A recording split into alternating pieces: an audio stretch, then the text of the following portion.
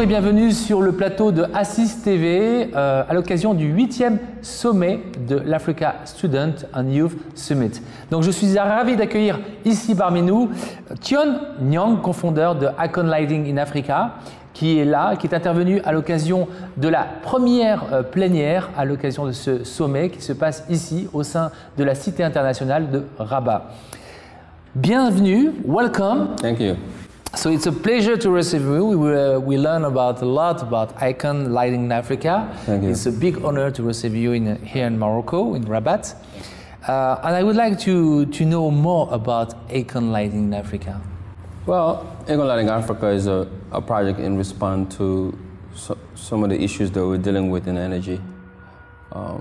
From 3 African sons, AKON, myself, and Samba Bacheli from Mali, we thought that it was necessary to come up with some concrete solutions that can help elevate the problems that our people have in the rural areas, especially utilizing one of our most important resources that we have in the continent, which is the sun. 365 days in a year we have the sun, and unfortunately it is unutilized. If you look at some countries like Morocco, Europe, and etc., many countries in Europe, they don't have as much sun during the winter time. In Africa, 365 days in a year, in my country, Senegal, you have sun. But we thought that instead of going through the grid systems and etc., we can focus on solar energy and bring in some solutions to populations that are off-grid, they are not under grid systems. Until today, 600 million Africans are in the dark. And then, the project has been very successful. This past, 5 years we've been working on it. It's in 18 countries today. Nice. What do you think about the thematic chosen by the Africa Youth Student Summit, the future of Africa?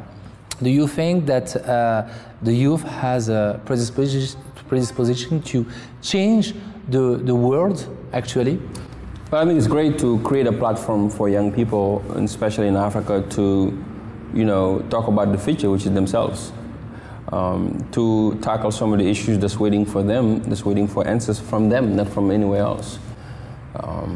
There is so much going on in the continent right now, and there's so many projections that's happening in the upcoming years of the dynamics of growth, but then the inequality that's happening between our countries, but also our populations, where they have nots, and then the least of us, and then those who have so much, they have to close the gap. And some of these young people, most of them that you have here in Morocco today, that are coming from sub-Saharan Africa and etc., will have to think about concrete solutions for those issues. When it comes to energy, agriculture, transportation, education, and etc., health, all those issues are waiting for them. So I'm pleased to see that there is a platform for them to convene together, but also to connect, to create a network, because that's what happened back in the 60s, when the 50s, 40s, late 50s, when our founding fathers went to France to study, before they came back home, the Senghors, the Nkrumahs, the Patrice Lumumbas, and etc. They were able to reconnect, to build a network that helped them to create grassroots organizations when they came home, political parties and etc., to tackle the most pressing issues at that time, which was liberation and independence.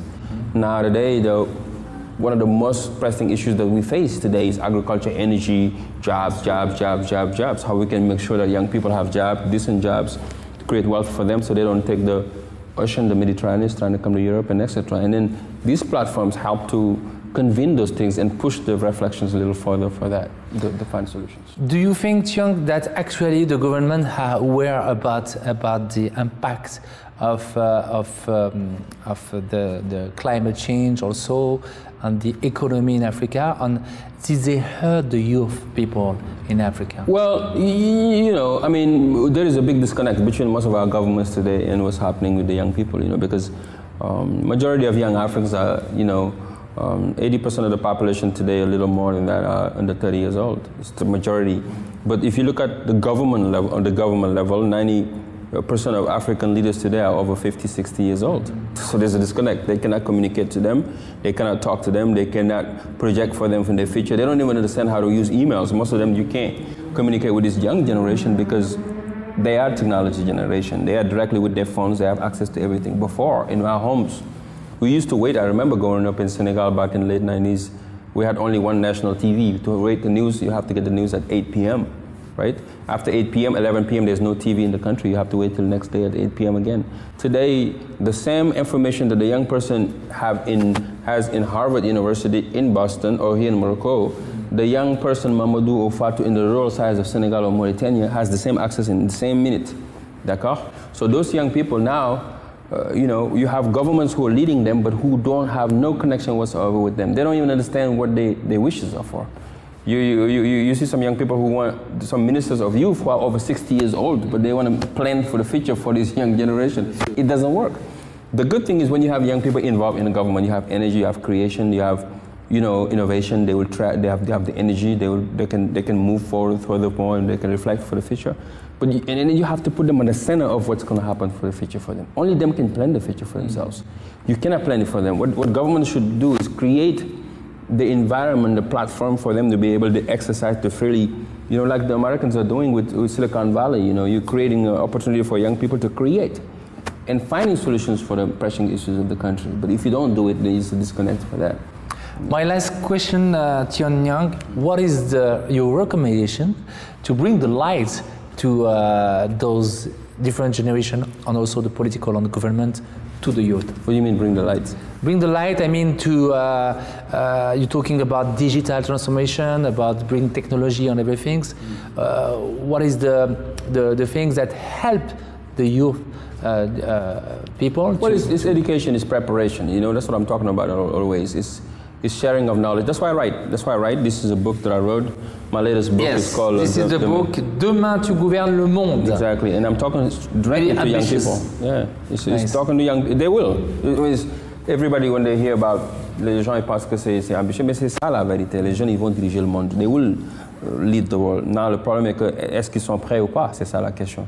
Et là, j'ai développé cette réflexion où je pense que tous les jeunes qui veulent diriger le monde, qui veulent participer demain, ils veulent être des docteurs, c'est des dirigeants, même dans ta famille, c'est des dirigeants qui vont diriger, les politiciens, les économistes et tout ça.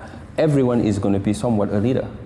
Now, what do you need to be a leader? I think, in my own humble opinion, I share some reflections on what I think they can be doing to be ready for that. And to come back to your question, how those young people should be ready in that limelight, it's about preparing them. You know, Oprah Winfrey said something that's very interesting. She said that, you know, success is nothing but when preparation meets opportunity meets preparation. If you don't prepare them, sooner or later there's going to have opportunities to, but then they can make it. But if you prepare them, educate these young people, give them the tools that they need, have access to education, they fed well, there's good, you know, health system in the country for them, there's good roads and infrastructure and etc. Then they are in an environment where they can think and create, then you have a successful country ahead of you. Thione Niang, thank you very much. We close with Demain tu gouvernes le monde.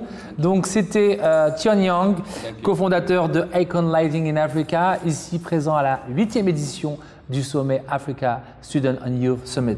Thank you very much. Thank you for having me.